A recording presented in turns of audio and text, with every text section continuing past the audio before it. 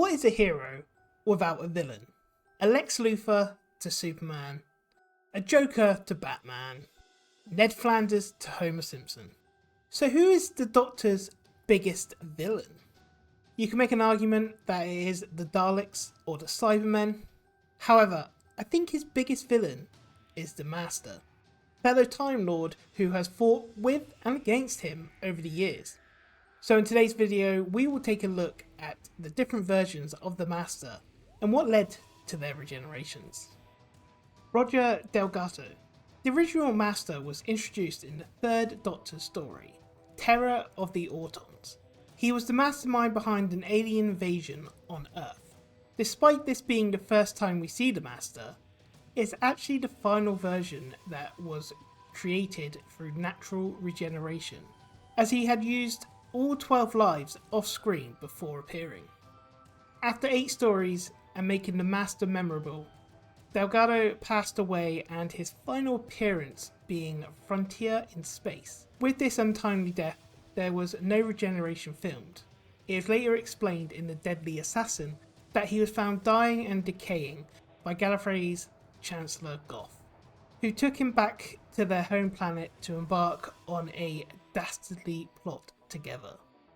Peter Pratt and Jeffrey Beavers. Often referred to as the Crispy Master, this decaying corpse-like version was first played by Peter Pratt in The Deadly Assassin. It is widely debated whether this version of the Master is Delgado's Master or if this is the final version of the character. In truth though, it was a workaround so they didn't have to recast Delgado. This version returns once again in The Keeper of Traken, but this time played by Jeffrey Beavers. Nearing permanent death, the Master steals the life of the Keeper in a bid to extend his own life. The Fourth Doctor manages to save the day, with the Master using his lingering Keeper powers to inhabit the body of Traken's console, Tremus, whose daughter would go on to become one of the Doctor's companions, Ainley. After a few appearances without a humanoid look, the Master would be recast and Ainley taking the role.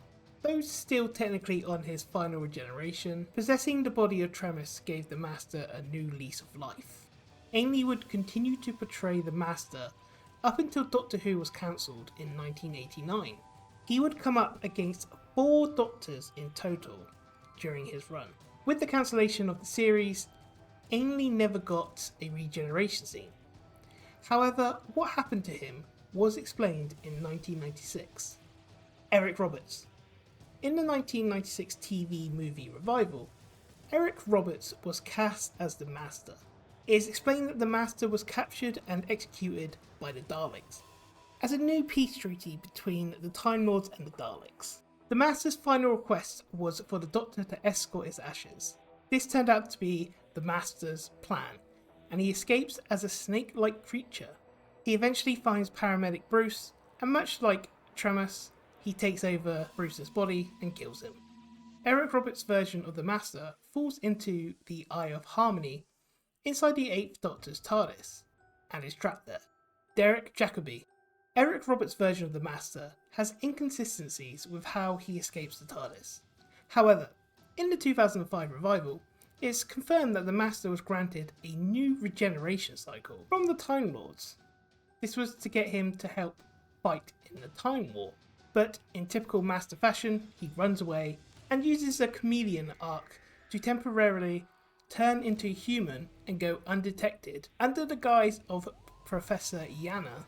Once he comes into contact with the 10th Doctor, his memories return, and with a sudden personality change, his assistant shoots the Master, triggering his regeneration once again. John Simm. John Simm's Master travels to Earth and becomes Prime Minister by using his hypnotic influence and an army of cyborgs called the Tucklefane.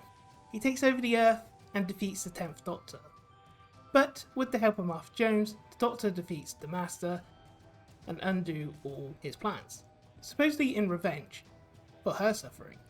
The Master's human wife shoots him and kills him, leading to him refusing regeneration.